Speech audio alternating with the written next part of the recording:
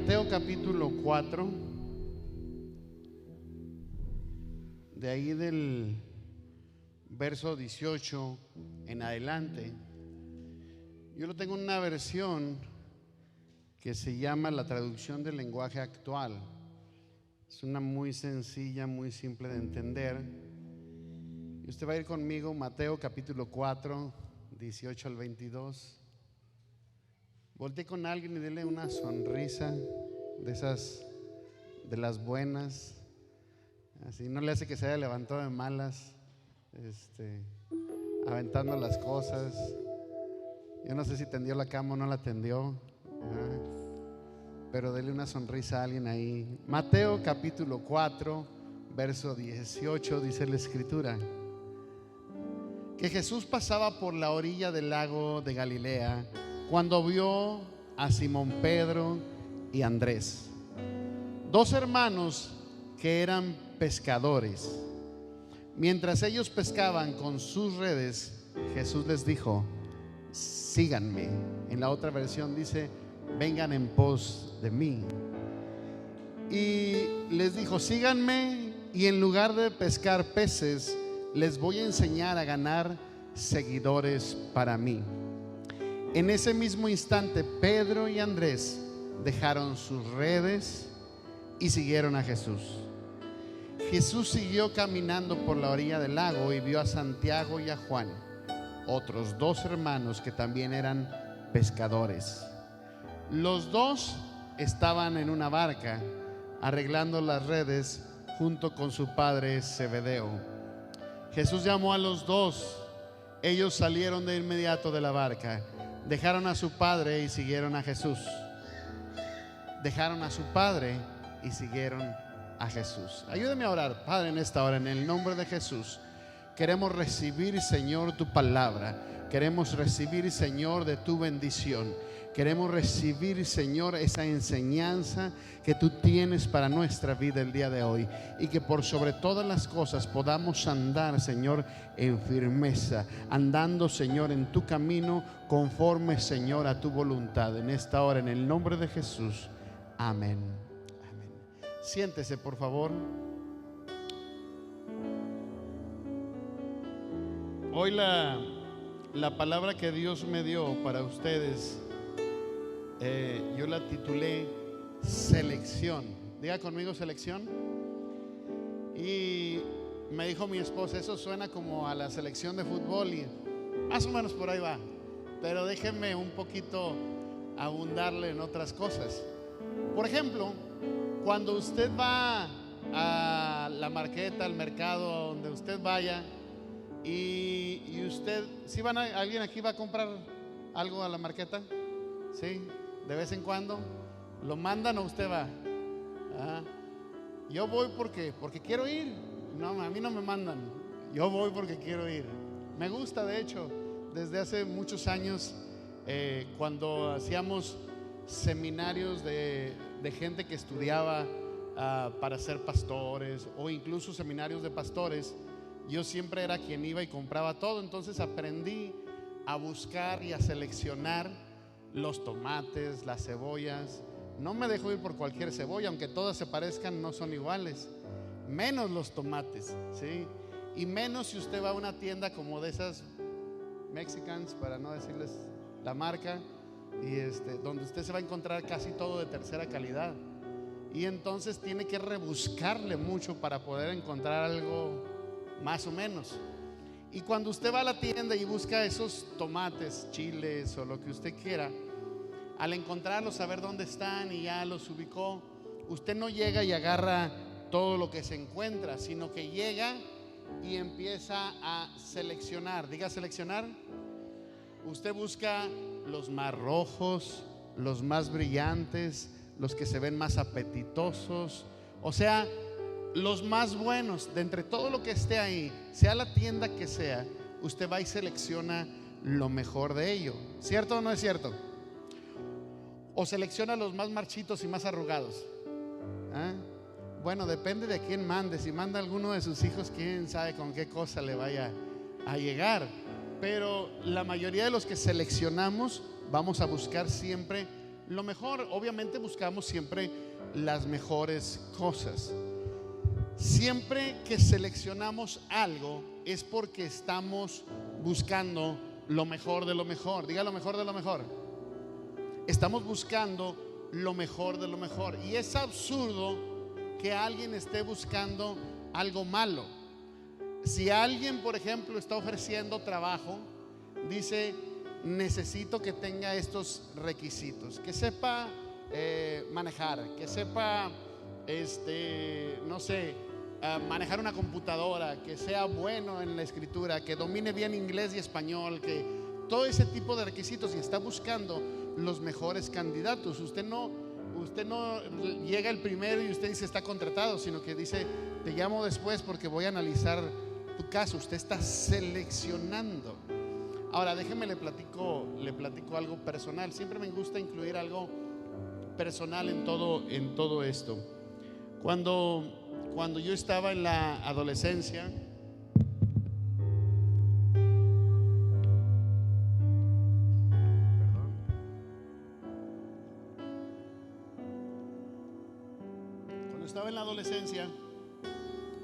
y en especial en el tiempo en que me iba a la secundaria, por ahí de los 12 a los 15 más o menos, fue un tiempo donde acostumbraba mucho juntarme con los muchachos del barrio.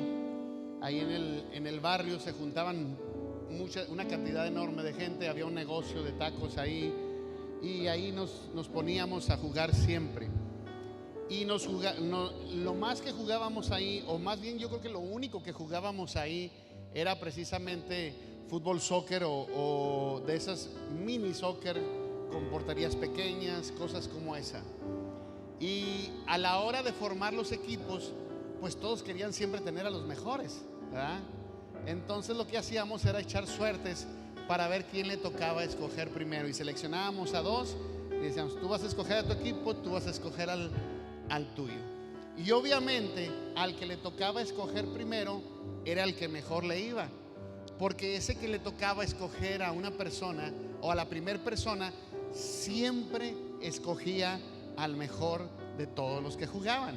Obviamente al que metía más goles o al más goleador, como le llamamos, ¿no? Y bueno, era de suponer que ese mejor goleador de todo el conjunto no era yo, ¿verdad? Porque a lo mejor ustedes pensan: el pastor va a decir que es él. No era yo el mejor goleador, pero seleccionaban el mejor, y luego el otro seleccionaba al otro mejor, que tampoco era yo, ¿verdad? Y así se la iban seleccionando. Pero después si ustedes fueran quienes estuvieran escogiendo, ustedes escogerían en primer lugar al que hace más goles. ¿A quién sería el segundo que ustedes escogerían? Al portero, exactamente. ¿Por qué? Porque es importante tanto meter gol como que no te metan. Entonces ahí sí entraba yo de vez en cuando, ¿verdad? No era el mejor, pero ya era algo decente, ¿me explico? Entonces ya ahí me metía. Entonces, en fin, al fin de cuentas, por lo menos me escogían. No era, bueno, en algún tiempo a lo mejor también era de esos que dejaban ahí para la banca, y si te necesitamos te metemos, o deje de, a lo mejor hasta de los que agarran y le dicen: te lo regalo, mételo ahí en tu equipo, que al cabo no hace gran cosa. Gracias a Dios, a lo mejor pasé por eso, pero no fue tanto el tiempo. Pero sabes que siempre se formaban los equipos buscando tener lo mejor de lo mejor, y ya al final, pues bueno, lo que cayera era bueno. Cuando me tocaba el privilegio de escoger a mí, yo hacía algo como una locura, que ahora entiendo que es bueno, y a lo mejor en eso tendríamos que meditar un poco. Pero yo hacía una locura, como sinceramente sí pasé por el punto donde nadie me quería en su equipo y me dejaban en la banca o me dejaban en los últimos a escoger. Era yo precisamente lo que hacía. Cuando a mí me tocaba escoger, agarraba los más maletas que había, y entonces al que no quería nadie, a ese lo agarraba, y luego al otro también, y al final siempre me regalaban alguno que otro, porque se eran el equipo de los malos. ¿Y qué creen? No ganábamos. O sea, obviamente no ganábamos, porque los otros eran los buenos y nosotros éramos los malos, no era como que hacían milagros porque eran los más malos y de todas maneras ganaban, no, pero no se iban limpios.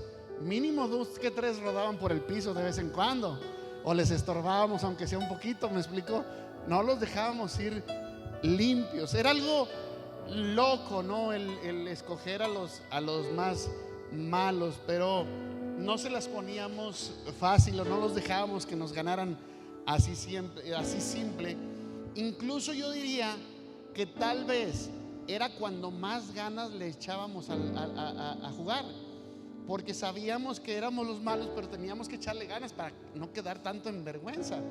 Entonces resultaba que aunque fuéramos malos, terminábamos haciendo un buen desempeño, porque nuestra disposición era aún mayor a que los otros estaban acostumbrados a que los escogieran siempre, y ellos se creían estrellas de fútbol, como muchos que andan ahí que ganan millones y que a veces no quieren ni meter los pies porque no los vayan a fracturar. ¿Me explico? Entonces esa es la diferencia, y ese es el porqué el negocio de los equipos de cualquier tipo, sea soccer, sea lo que sea, la gente cobra millones pero no los valen porque no hacen lo que tienen que hacer. A lo largo del tiempo Dios me ha enseñado una cosa. Quizás pueda que yo no tenga la gente más capaz o la gente más preparada para salir a cumplir la misión que Dios nos ha encargado, pero lo que yo sí le pido a Dios es que no me dé tal vez los más capacitados, porque capacitarse todos pueden hacerlo, pero sí me interesa tener los más dispuestos, los que tienen mejor disposición para servir a Dios. No gente que tiene excusas para todo, gente que siempre está diciendo hoy no puedo, mañana quizás, y luego después quién sabe. Hay muchas iglesias, les voy a decir así la verdad, hay muchas iglesias que tienen gente muy preparada, gente muy capaz, que ya fueron a un seminario y fueron al otro y están preparados, pero quizás no son las personas más dispuestas del mundo. Y es por eso que nosotros aquí en esta casa avanzamos mucho más que muchos otros, porque por lo menos tenemos 1 o 2 que están dispuestos a caminar juntamente con nosotros, y eso es más importante incluso que estar capacitados. Capacitados vamos a estar, pero poco a poco. La disposición es algo mucho más importante. Ahora déjeme le pregunto alguna cosa, y a lo mejor no tiene mucho que ver con eso, pero quisiera preguntarles 2 o 3 cosas. Por ejemplo, ¿qué le viene a la mente a usted cuando escucha la palabra político? No me lo diga. Bueno, a lo mejor sí me lo puede decir, pero la mayoría de las veces cuando usted escucha la palabra político, lo va a asimilar como un rata, un ladrón, un mentiroso, un tranza, un charlatán, o qué sé yo. ¿Me explico? Les voy a confesar que en un tiempo yo quise ser político, y yo creo que hubiera sido un buen político. Me gusta hablar, no dije me gusta mentir, me gusta hablar, que es diferente, y me gustaba eso. Pero una de las peores cosas que pasa es que siempre los van a relacionar en ese sentido, ¿verdad? Eso es estoy pensando solamente palabras por pensar. Dije político y ahí todo el mundo se le va la mente y piensa en esas cosas. Ahora, ¿qué pasa cuando usted piensa en un equipo de fútbol? Siguiendo con lo de la selección de fútbol. Bueno, pues si es el América, usted piensa en malo, en maleta o en algo así por el estilo, ¿verdad? Perdedores, árbitro vendido o algo así por el estilo. Y eso es lo que más o menos. Ahora, eso es político, ese es un equipo de fútbol. Pero ¿qué piensa usted cuando escucha la palabra cristiano? Y no estoy hablando de Cristiano Ronaldo, porque luego me van a, como estoy hablando de fútbol, luego me van a decir pues Cristiano Ronaldo, y van a decir alguien que gana millones y no hace nada. Bueno, eso es más o menos lo que pasa, pero no. Yo estoy hablando de un cristiano conocido como hijo de Dios, o alguien que asiste a la iglesia, ¿sí? Que también el asistir a una iglesia no es garantía de ser cristiano, pero déjeme decirle algunas cosas. Por ejemplo, En el caso del equipo de fútbol ya les dije qué cosas. En el caso del político ya les dije qué cosas. Si usted piensa, no sé, en una marqueta, piensa en tomates o lo que sea. Pero algunos, cuando hablan de los cristianos, los van a catalogar o van a pensar en ellos como personas aburridas, por ejemplo. Gente que no se ríe, gente que no disfruta la vida. Y usted va y pregúntale a la gente afuera, y la gente va a decir: no, los cristianos son así, son gente aburrida, es que esto, y es que lo otro, y es que aquí, y es que allá. Y piensan que somos así. Pero yo a ustedes los veo sonreír muy bien. Yo sé que son gente alegre. Pero para otros tal vez digan: bueno, esos son los que siguen a un tal Jesús, porque ni siquiera saben quién es Jesús, o no tienen interés en saber quién es Jesús. Algunos otros, cuando escuchan la palabra cristianos, piensan: bueno, esos son unos fanáticos, son religiosos, les lavaron el cerebro o cosas como esa, ¿verdad? Y entonces usted puede entender muchas cosas por la palabra cristiano. Hay muchos cristianos o que se dicen ser seguidores de Cristo y realmente no lo son. Es más, hay partidos políticos que se dicen ser cristianos, ¿sí? Y no tienen nada de cristianos. Por cierto, y ahí tendríamos que pensar un poco en eso, a los verdaderos seguidores de Cristo, o aquellos que empezaron a seguir a Jesús, no se les llamaba cristianos. Bueno, se les llamó cristianos en algún tiempo, pero ni siquiera era una buena cosa. Era un término muy despectivo, decir: esos son cristianos. Ahora también, a lo mejor en este tiempo, para mucha gente el decir que son cristianos es como que: ay, ni te acerques con ellos porque te la pueden pegar, o cosas como esa. Hechos 11:26 dice la escritura que ahí se les empezó a llamar a cristianos, pero antes de eso, a los seguidores de Jesús se les llamaba discípulos. Diga: discípulos. La palabra cristianos, de hecho, solamente aparece 3 veces en la Biblia, para ser específicos, en el Nuevo Testamento. Pero la palabra discípulos usted la puede encontrar 281 veces en la escritura. Quiere decir que eran más conocidos, o era más importante que ser cristianos, ser discípulos. Y podemos decir, generalizar y decir: pues todos somos cristianos porque todos creemos en Cristo. Pero ser discípulos es una cosa muy diferente. La palabra discípulos es más adecuada para describir a alguien que de verdad sigue a Jesús, no a alguien que dice seguir a Jesús. Y precisamente el día de hoy, hablando de selección, tiene que ver precisamente con la elección de los primeros discípulos, o cómo Jesús seleccionó a sus primeros discípulos. Y eso que Jesús hizo, miren, en aquellos tiempos había gente que se les llamaba rabí o maestro. No era lo mismo que las escuelas el día de hoy. Básicamente, un maestro tenía seguidores. Más o menos funcionaba así: yo soy un rabí o un rabino, como algunos les dicen ahora en este tiempo, y yo me sentaba por ahí a dar enseñanzas debajo de un árbol, o quizás en una plaza pública, en algún lugar importante. De hecho, había muchos lugares que eran muy especiales y muy seleccionados para los rabinos que eran más conocidos en aquel tiempo. Cuando alguien se interesaba en ser mi discípulo, venía y se sentaba cerca de mis pies para escuchar mis enseñanzas. Y entonces, cuando ese se sentaba ahí, yo, como soy alguien muy importante como rabí, entonces le empezaba a hacer preguntas, cuestionamientos de su vida, de su conocimiento y de muchas otras cosas más. Porque para decirles esto, los judíos empezaban a estudiar la Torá, que era básicamente la Biblia o el Antiguo Testamento que hoy nosotros conocemos, la empezaban a estudiar a los 5 años de edad y empezaban prácticamente a memorizarla toda. Y imagínense leer todo el Antiguo Testamento y memorizarlo, tenerlo aquí en la cabeza de memoria, sabérselo completo. Yo me sé muchas porciones, pero a veces la gente, cuando me escucha que las estoy diciendo de memoria, la gente se queda así, wow. Pero pues es que tantos años de estarlos hablando y diciendo, pues se llegan a meter en la mente. Ellos lo hacían cuando estaban frescos todavía, a los 5 años. Y a los 10 ya estaban listos, ya se sabían la Torá.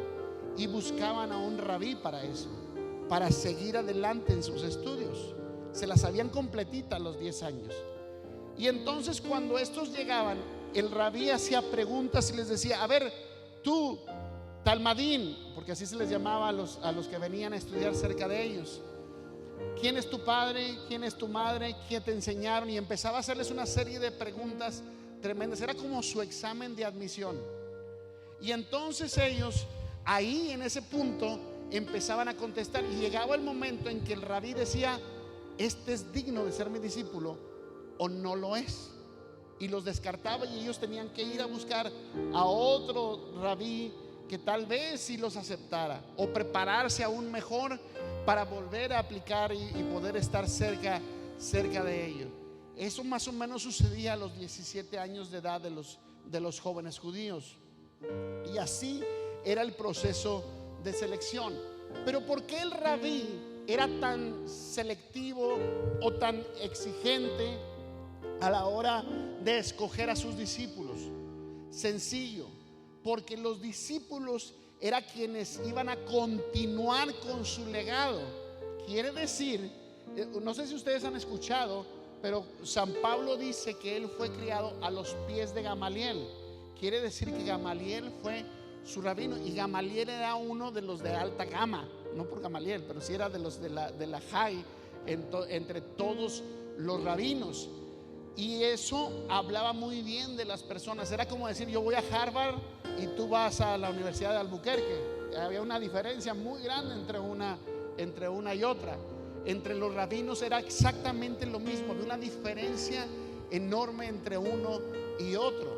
Y entonces el estar cerca de un buen rabino, eso les daba a ellos una autoridad más grande. Lo mejor de todo es que cuando ellos crecieran en el conocimiento que sus rabinos les daban, ellos se iban a convertir en los siguientes rabinos, quienes iban a permitir que otros vinieran a aprender de ellos.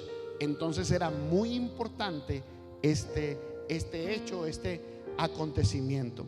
Ahora, Jesús hace algo muy distinto, pero la pregunta sería: ¿los discípulos de Jesús reunirían todos los requisitos que Jesús pondría o que cualquier rabí pondría para que ellos fueran sus discípulos? Desafortunadamente no, y de eso precisamente quiero hablarles el día de hoy. Primero, para ir entrando en esto, Jesús siempre va a escoger a la gente que sea más dispuesta. Diga, los dispuestos, aunque estos no sean los más capaces, ¿sí? Porque, como dije hace un momento, puede haber algunos que son muy capaces, pero no estar disponibles o no estar dispuestos. Y es exactamente ese principio del que yo les hablaba, que es mejor tener a alguien dispuesto que tener a alguien capacitado. Porque cuando tienes a alguien dispuesto, lo capacitas, y entonces se va a convertir en el mejor en lo que él sabe hacer. Cuando la gente llega, yo hago muchas entrevistas de trabajo. Cuando estaba en la otra oficina, la gente llegaba y querían, venían a solicitar trabajo, y algunos llegaban y la primera pregunta que hacían era: ¿cuánto me van a pagar? Y yo decía: no me sirve.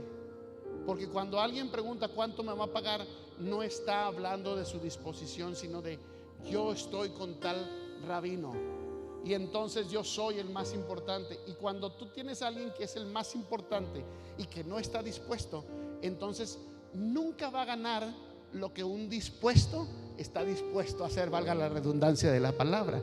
Cuando alguien está dispuesto a hacer algo, entonces va a ser más capaz de alcanzar a hacer más cosas que aquellos que se dicen que son capaces de hacerlo, pero no tienen ninguna disposición. Entonces Jesús siempre va a escoger a los que son más dispuestos, aunque no sean los más capaces. En Hechos capítulo 4, verso 13,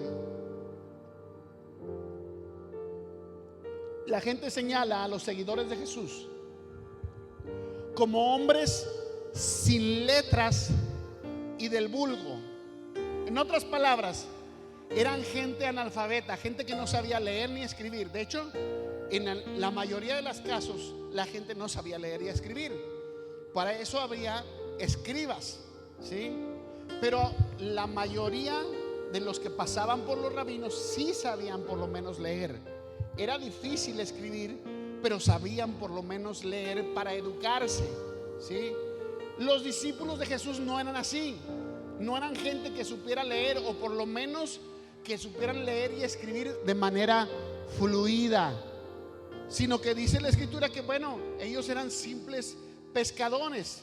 Jesús escogió, dice la escritura que leímos hace un rato, que Jesús escogió a Simón y a Andrés, que eran dos hermanos, y después escogió a otros dos más que también eran hermanos, que eran Juan y Jacobo, y eran también pescadores, se dedicaban al mismo oficio. Quiere decir que no habían tenido la oportunidad de estar a los pies de un rabí.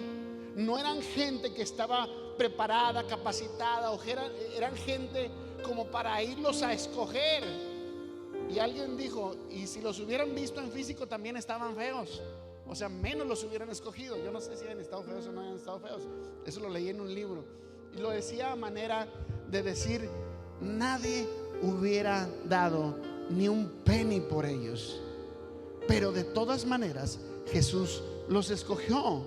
Jesús no era la clase de rabino que se sentaba a esperar a que sus discípulos vinieran a buscarlo, se sentaran a sus pies y empezaran a escuchar sus enseñanzas. Jesús era un rabino muy diferente, un rabí que iba y los buscó. Él se los encontró y entonces les dijo. También hubo casos en que vinieron detrás a Jesús. Había gente que le seguía a Jesús por todos lados, gente que salía a su encuentro, gente que venía a verlo y a escuchar sus enseñanzas. Pero en este caso Jesús seleccionó a 12 hombres comunes y corrientes, y eran muy comunes, aunque quizás no tan corrientes, pero eran sencillos y simples. Jesús escogió a hombres sin mancha, sin mucha preparación, sin mucha capacidad, sin mucha cultura, o sin saber ser los grandes académicos o grandes gentes que habían estudiado una carrera o qué sé yo, gente que no tenía preparación y que tampoco tenían una posición económica privilegiada, sino que eran gente que sabía trabajar y sabía hacer negocio. Si ustedes se fijan, y después podemos verlo en alguna otra ocasión, todos los discípulos de Jesús no eran trabajadores comunes, eran gente con negocio. Porque cuando hay una visión de parte de Dios, Dios siempre te va a proveer algo más allá de lo que tú puedes o crees que puedes hacer.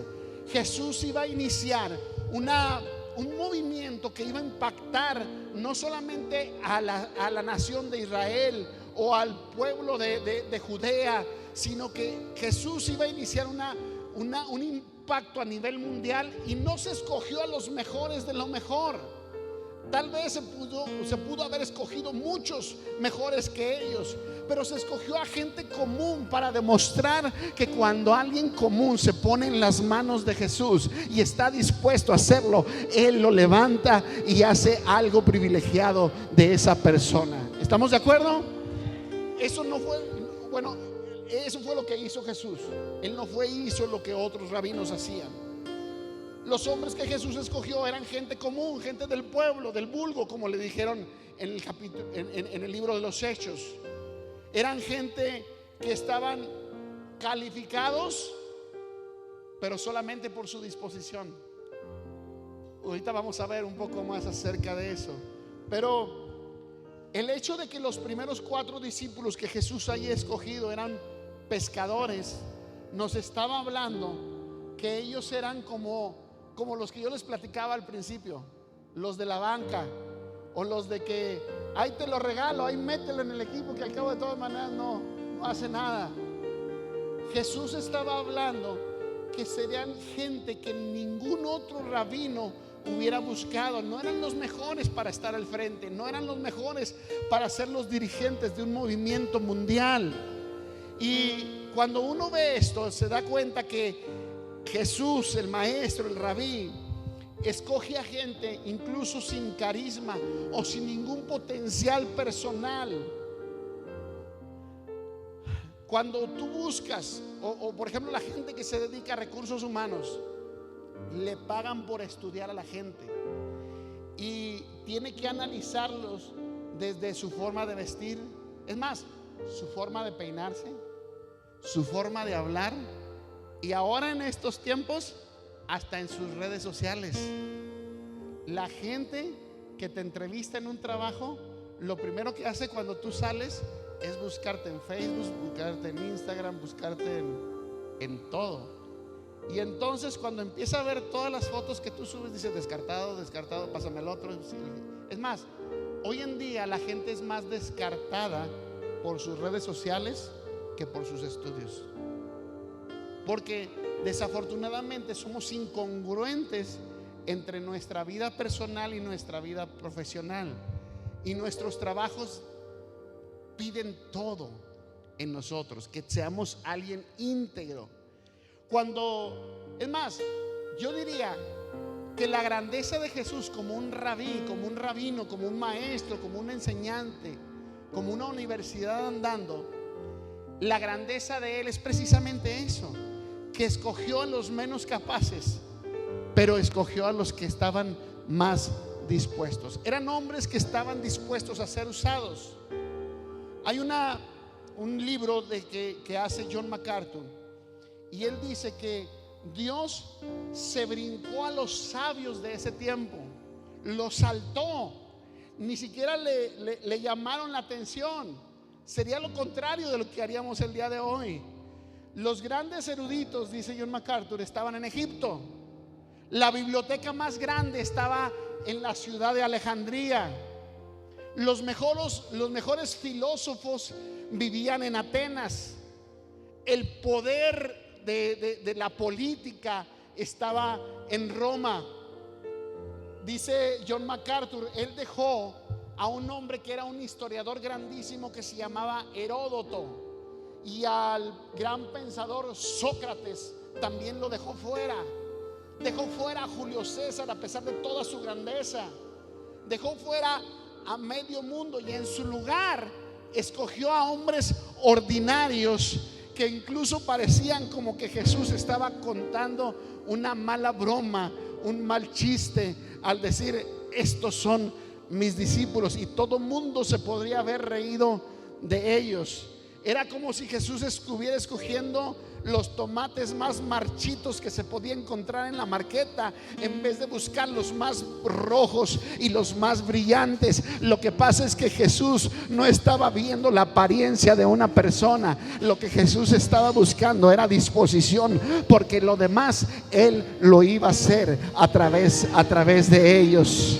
Era como si Jesús dijera: no voy a escoger al mejor portero y al mejor goleador, tráiganme a los de la banca, a los que no sirven, a los que todos los demás desprecian. A eso es a los que yo quiero. No escogió a rabinos, no escogió a maestros, no escogió a expertos religiosos para que vinieran a dar cátedras de religión, sino que Jesús dijo: esto es suficiente, lo demás yo lo voy a hacer por ellos. Quiero decirte el día de hoy que tú eres suficiente. Aunque pienses que no, aunque tal vez no te hayas dado cuenta, tú eres suficiente, y Dios está poniendo su vista en ti para hacer el resto sobre tu vida. Aunque los demás piensen que tú no vales, aunque los demás te hayan descalificado, aunque los demás te hayan hecho de lado, aunque alguien todavía el día de hoy te siga humillando, Dios quiere levantarte en este tiempo y decir: con este necesite me es suficiente, porque lo que necesito es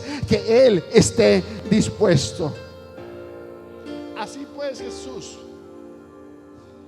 escogió lo último que el mundo hubiera escogido, lo último del conocimiento, lo último de la sabiduría, y todos podían pensar: está loco en lo que está haciendo, porque el propósito de Cristo no era encontrar los más capaces, sino hacer que esos que parecían incapaces trastornaran el mundo y lo pusieran de cabeza.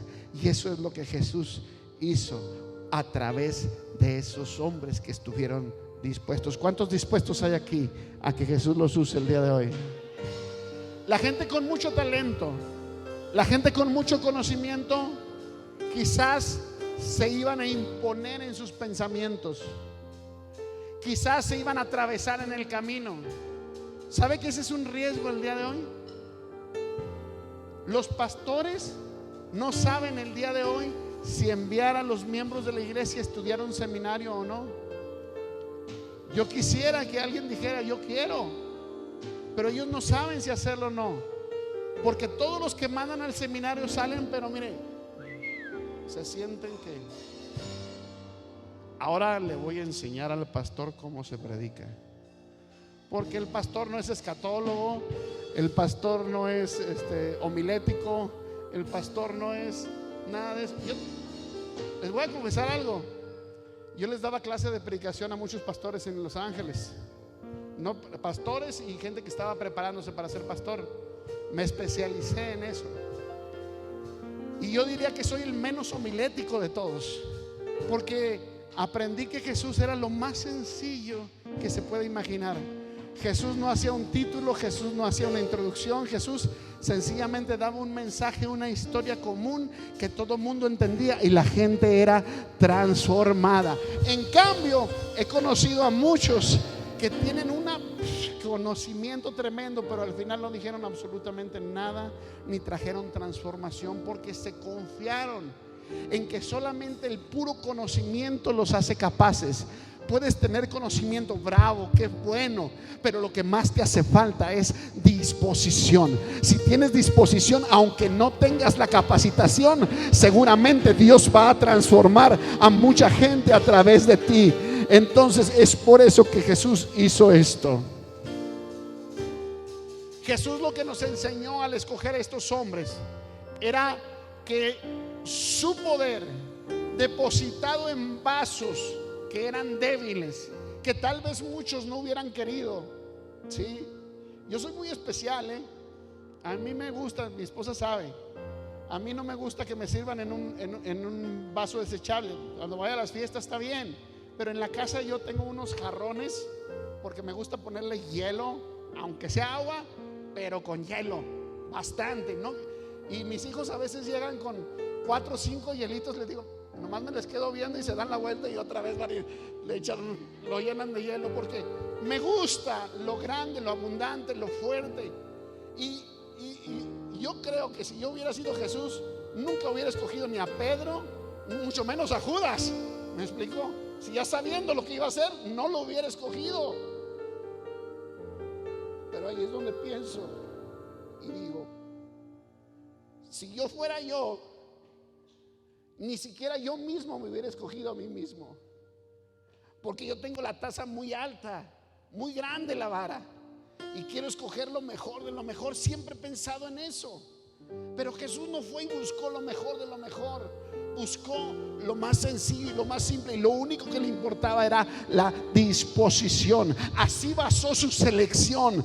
No buscó los mejores goleadores o los que paraban más pelotas. Él dijo, yo quiero encontrar la gente que esté más dispuesta para hacer, aunque no tenga los mejores talentos, porque pronto, poco a poco, se van a despertar y van a desarrollar sus mejores talentos. Dios quiere usarte a ti como tú eres el día de hoy.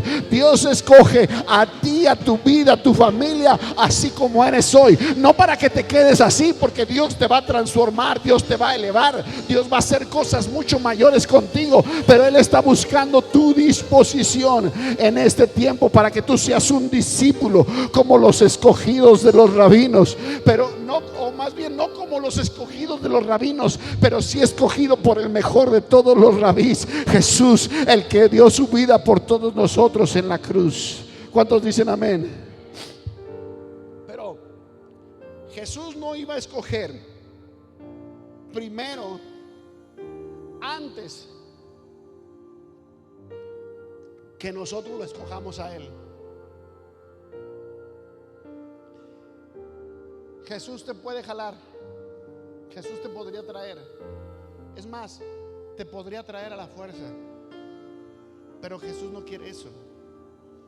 Jesús quiere que voluntariamente tú decidas venir a Él, seguirle. Cuando dice la escritura que leímos que Jesús les dijo a los discípulos, o se los dijo a estos 4, vengan y síganme. Vengan y síganme.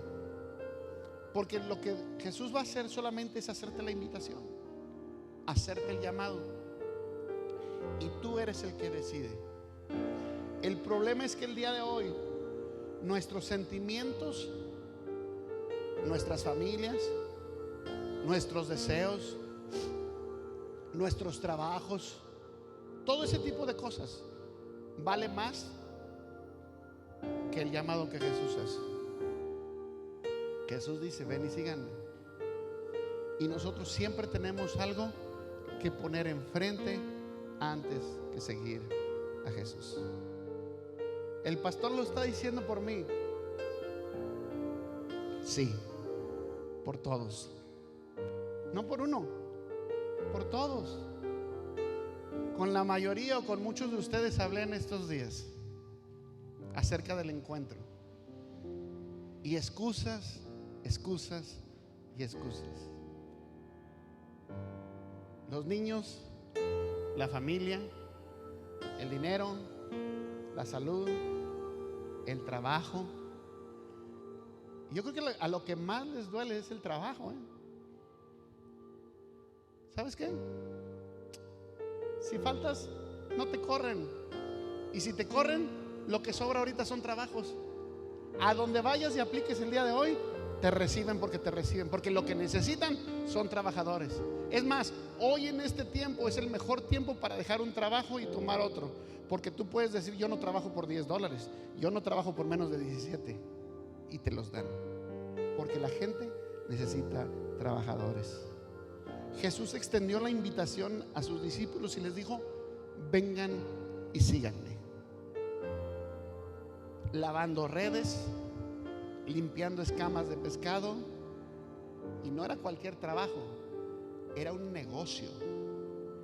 Y dice la escritura que dejaron todo y le siguieron. Jesús solamente les llamó. Hay un llamado, una diferencia entre el llamado que hizo Jesús a sus discípulos y lo que los rabinos en aquel entonces hacían. Ellos esperaban que ellos vinieran a los rabinos. Jesús no fue y esperó, Jesús fue y buscó. Y Jesús te está buscando en este tiempo. Jesús está yendo detrás de ti a decirte, te necesito. Son los mejores escogidos, son aquellos que Jesús ha puesto.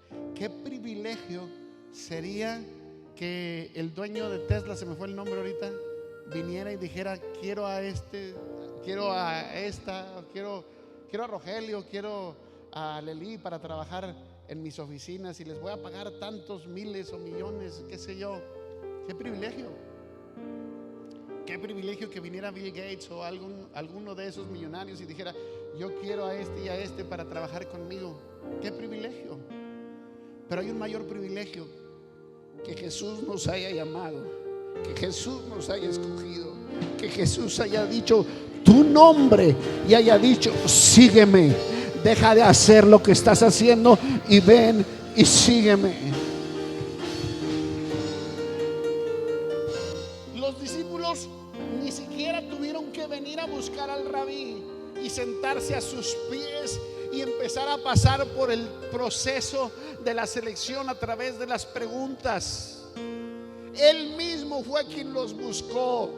Él mismo fue quien fue por ellos y ellos no lo estaban buscando. Es más, yo me atrevería a decir que ninguno de nosotros estábamos buscando a Jesús cuando fuimos llamados por Él. Fue Él el que fue por nosotros y nos buscó. Somos privilegiados. Él dice: venid a mí, síganme, síganme. Vengan a mí todos los que están trabajados y cargados, porque yo los voy a hacer descansar. Vengan a mí aunque no se sientan capaces. Vengan a mí aunque se sientan pecadores. Vengan a mí aunque crean que no la van a hacer, porque conmigo van a estar haciendo lo que tienen que hacer y yo me voy a encargar, dice el Señor. No se trata de que yo haya escogido a Jesús o que tú hayas escogido a Jesús, sino de que Él nos escogió a nosotros primero. Y eso nos debe dar a nosotros confianza. Fuimos nosotros, no fueron otros. Fuimos nosotros los que fuimos seleccionados. Y dice que fuimos seleccionados y nos comisionó no solamente para estar con Él, sino para dar fruto, y fruto abundante, fruto bueno, no de tercera calidad como las marquetas mexicanas.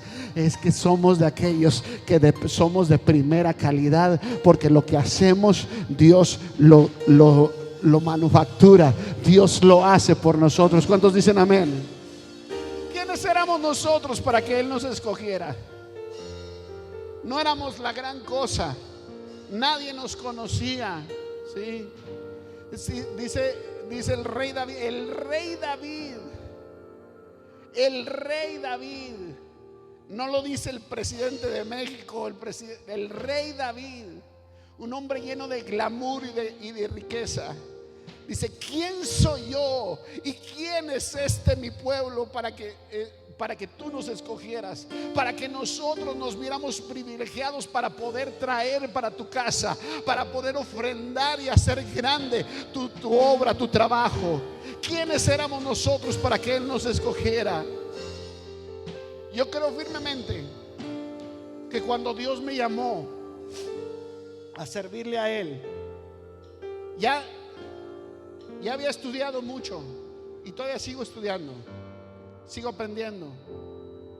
Y tal vez yo creo, es más, no creo, estoy seguro que cuando Dios me llamó había otros que estaban más preparados que yo, y tal vez que hubieran sido más capaces quizás que yo.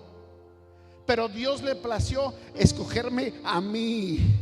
Aunque los demás hayan sido más capacitados, Dios le escogió llamarme a mí. Tal vez haya otros mejores que tú, pero Dios le plació escogerte y llamarte a ti, a tu persona, por tu nombre. Quizás tú y yo no éramos la mejor elección. La selección hubiera escogido a otros, pero Jesús nos llamó a pesar de haber sido la banca. Quizás no éramos los mejores, es más, en mi caso yo ni siquiera quería servir a Dios en ese sentido. Yo quería estar ahí, ser de los cristianos comunes, de los que van a la iglesia, pero yo no quería hacer lo que hago el día de hoy. Y Dios dijo: eres tú, no es el otro, eres tú. Él quiso hacerlo así. No éramos los mejores, pero Dios es bueno. No éramos los mejores, pero Dios sigue siendo fiel. No fuimos nosotros, porque Él nos escogió a nosotros primero. ¿Cuántos dicen amén? Siéntete privilegiado porque Dios te escogió a ti. Pero qué bueno que Dios nos haya escogido. Pero no solamente nos escogió, sino que también nos dio ciertas condiciones para el trabajo que tenemos que desarrollar.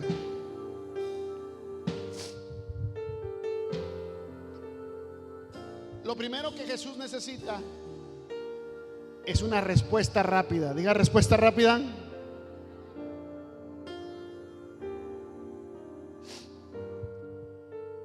Si yo le llamo por teléfono y le digo: hermano, hermana, quien sea, tengo $1 millón para usted el día de hoy, y usted la piensa 30 segundos, se la perdió, porque tenía expiración de 5 segundos. Y como nadie dijo amén, pues se la perdieron, ¿verdad? Lo que Dios quiere es una respuesta pronta. No déjame pensarlo. Los discípulos respondieron inmediatamente. De hecho, no es lo que sucede el día de hoy, ¿eh? Dios sigue llamando el día de hoy a la gente y la gente dice: déjeme pensarlo. Pedro y Andrés, dice la escritura que leímos hace un rato, dice que dejando las redes inmediatamente. No dijeron mañana te sigo. No, ¿se acuerdan el otro que llegó? Señor, ¿qué tengo que hacer para alcanzar el reino de los cielos? Y ya le dijo Jesús qué tenía que hacer. Dijo: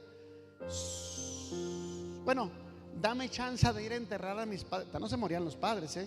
O sea, como diciendo: déjame que se mueran algún día y entonces vengo y te sigo. Jesús no quiere eso. Dice que dejando las redes inmediatamente siguieron a Jesús. Inmediatamente. De hecho, en los dos casos, en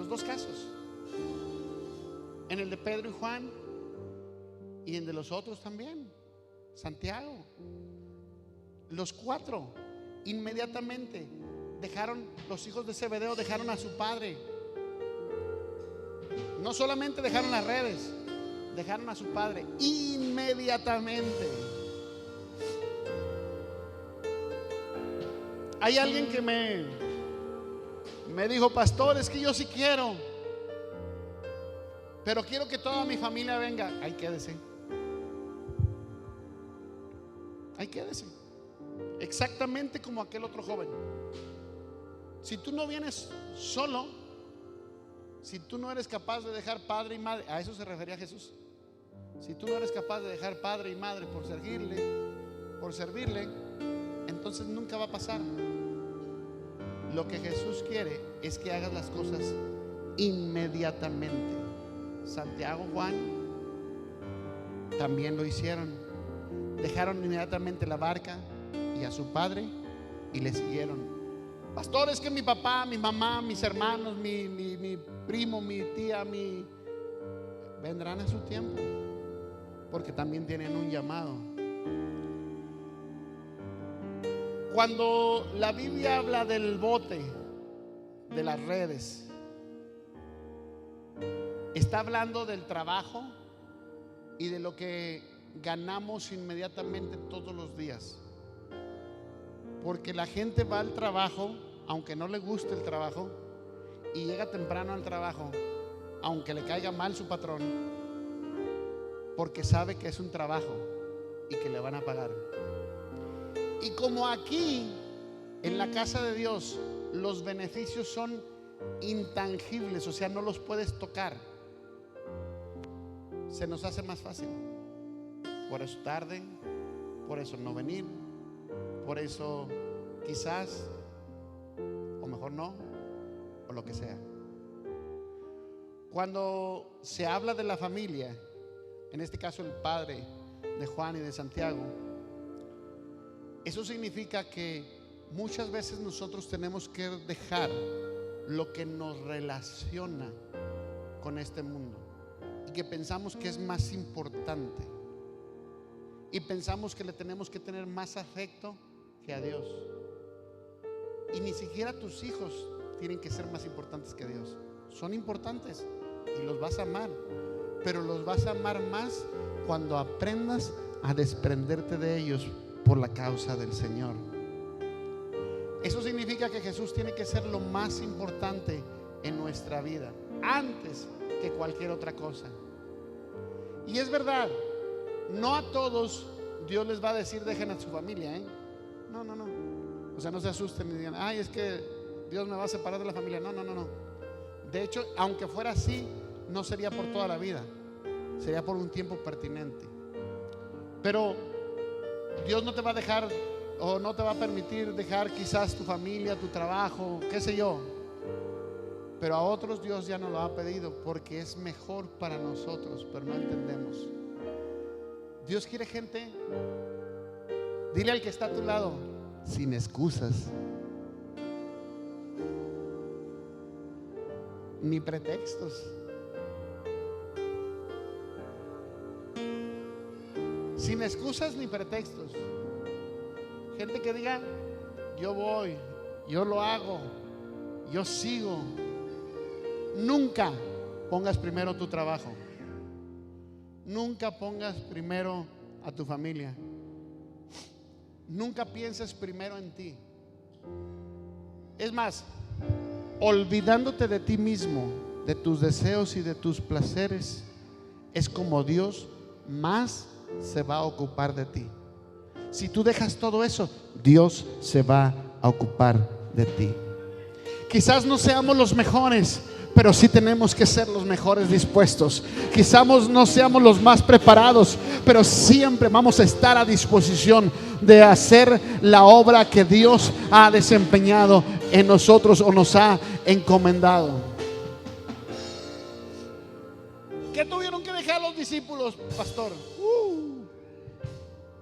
Dejaron redes, tiempo, vida que habían ocupado en ese lugar, y lo tuvieron que dejar todo por acercarse a Jesús, por ser los discípulos de Jesús. Dejaron las redes que tanto les habían dado de comer y les habían dado negocio, y dijeron: voy a seguir a Jesús. Tantos peces que habían atrapado con ello, y dijeron: vamos a seguir a Jesús. Esas barcas eran su medio de vida, su sustento, y aún así dejaron incluso sus familias y fueron capaces de seguir a Jesús. Todos aquellos seres que eran gente de su círculo, sus amigos más cercanos o con quienes se acercaban a ellos, y los dejaron. Porque Jesús te quiere a ti. Tu familia vendrá en otro tiempo, pero el llamado que Dios está haciendo es para ti. Ellos tendrán su propio llamado. No te preocupes por ellos. Ellos van a tener su propio llamado. Ellos dejaron su dinero, dejaron todos sus ahorros, dejaron toda su economía, dejaron todo y empezaron a venir a seguir al Maestro. Ahora, ¿para qué Jesús nos escogió? Para que nos reproduzcamos o multipliquemos.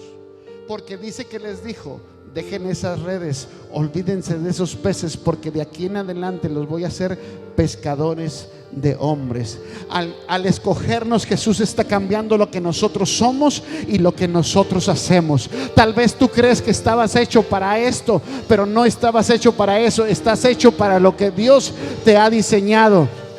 Eso es más grande y más importante. Jesús nos amó, Jesús nos buscó, Jesús nos compró y Jesús nos eligió por encima de muchos, y Él quiere que tú le elijas también a Él.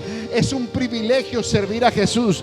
El Dios que eligió a Moisés, el Dios que eligió a David, el Dios que eligió a Abraham, el Dios que eligió al mismo Pablo, al mismo Pedro, nos está escogiendo a nosotros también para que le sirvamos, para que seamos alguien diferente y alguien usado por su palabra, por su poder. ¿Cuántos quieren ser usados por Dios?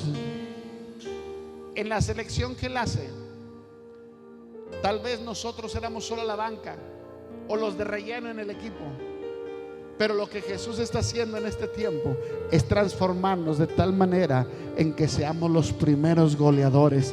En su selección seremos cambiados. Él será el que nos cambia, y la asignación que Él tenga para nosotros va a hacer lo que va a hacer. Dice el Señor: yo voy a hacer con ustedes el trabajo del escultor divino, y voy a darles forma a la necesidad que yo tengo. Pedro era alguien insignificante y Jesús lo hizo alguien grande. Tal vez cualquiera de todos ellos, Abraham solamente era Abraham, pero Dios le dijo: yo voy a hacer de ti el padre de las naciones, de multitudes. Dios lo transformó no solo en el nombre, sino en el hecho. Cuando tú eres transformado, cuando tú eres llamado por Dios, tu nombre cambia, tu asignación cambia, tu vida cambia, y todo tú eres transformado en el nombre del Señor. Pero ¿cómo demuestras que eres un discípulo? Pastor, ¿cómo hago? ¿Cómo se va a notar que soy un discípulo? Trayendo fruto. La señal más visible de que nosotros somos discípulos de Cristo es que estemos dando frutos continuamente. ¿Cuántos quieren dar frutos? ¿Cuántos quieren dar frutos? Quiero orar por ustedes. ¿Quiere venir conmigo?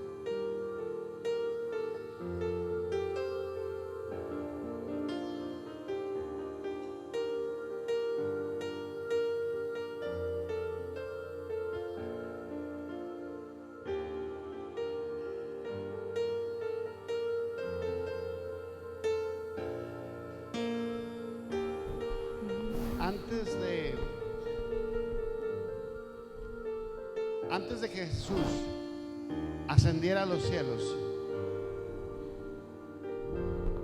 dejó una comisión.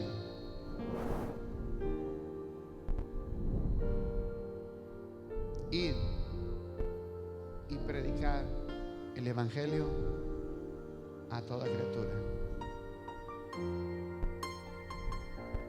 Vayan, enséñelos, bautícenlos. Eso es lo que Él quiere hacer con nosotros en este tiempo. Él está asignando a tu vida una responsabilidad. Él no te llamó para estar en la puerta. No te llamó para limpiar. Eso es parte de lo que hacemos como el trabajo normal. Pero Dios te llamó para ganar almas, para que otros, por tu predicación, y no que te subas a un púlpito a predicar, porque se predica más con la vida que cuando estás en un púlpito. La gente sueña con predicar, dividen iglesias por predicar, causan daño al cuerpo de Cristo por predicar, y eso no es lo más importante. Lo más importante es la vida que tenemos el día de hoy y qué hacemos nosotros con ella. Tómate un segundo, un minuto, y medita en el llamado que Dios está haciendo para tu vida. Cierra tus ojos. Si no quieres, no levantes las manos, solo cierra tus ojos. Y Jesús no está esperando que tú voltees a tu lado a ver si tu mujer te da permiso, o a ver si tu marido quiere caminar contigo, o a ver si en tu trabajo te van a decir que sí. Jesús quiere una respuesta inmediata cuando dice que te está llamando.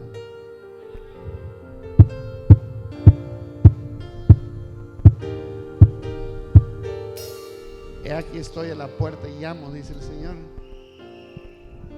Y así como fue y buscó a aquellos discípulos, está tocando la puerta de tu corazón y te está diciendo: sígueme, sígueme. Me envuelves hoy con una canción, melodía de tu amor, cantas libertad en la adversidad, ya no hay más. ¿Por qué tienes miedo de servir a Jesús? ¿Por qué tienes miedo a decir yo sí voy adelante? ¿Por qué tienes miedo y por qué te detienes? ¿Por qué no quieres avanzar?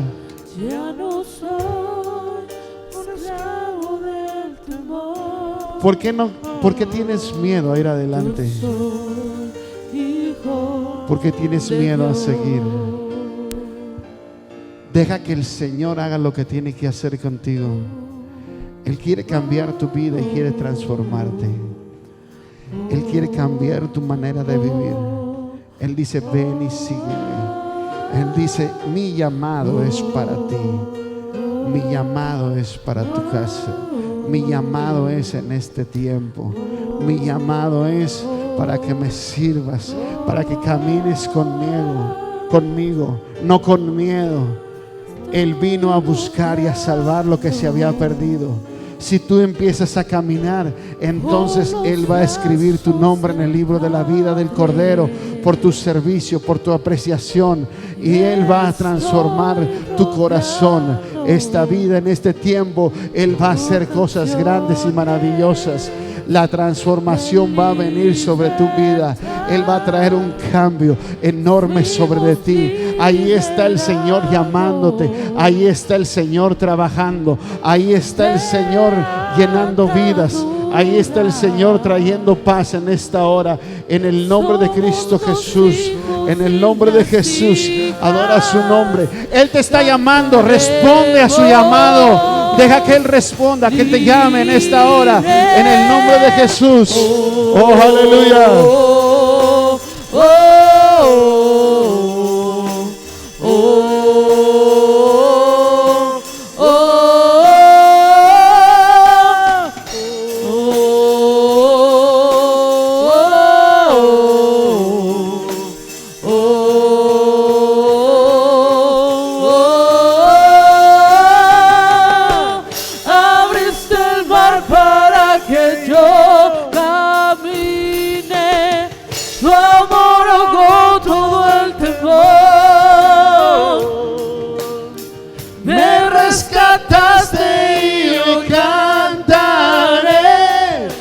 Soy hijo de Dios.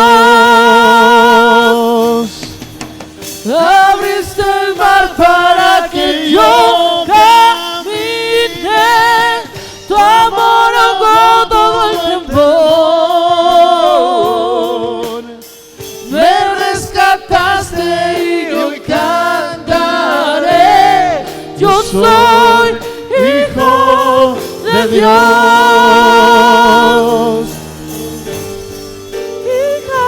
Gracias, Señor.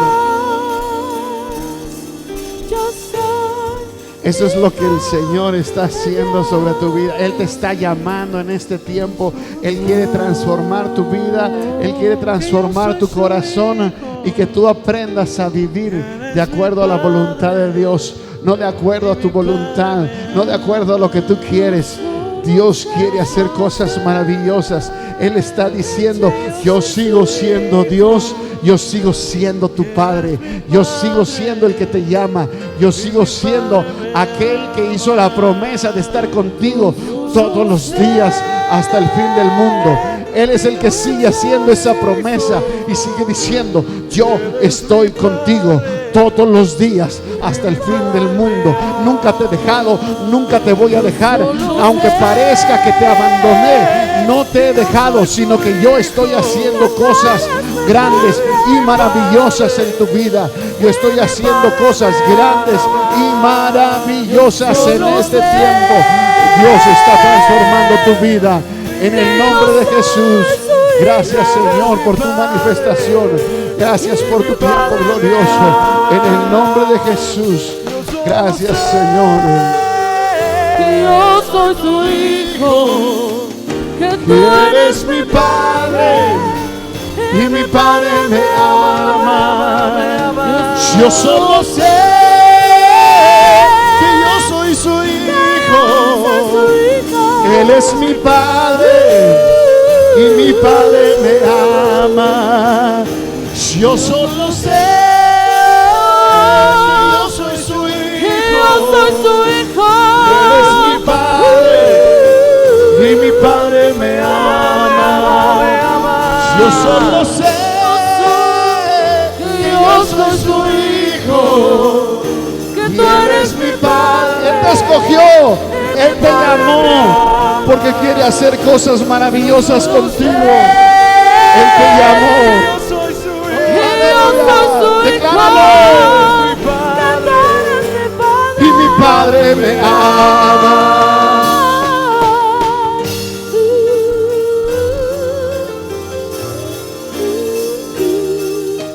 Gracias, Señor, por tus maravillas y por lo que estás haciendo en nuestra vida en este tiempo, en el nombre de Jesús.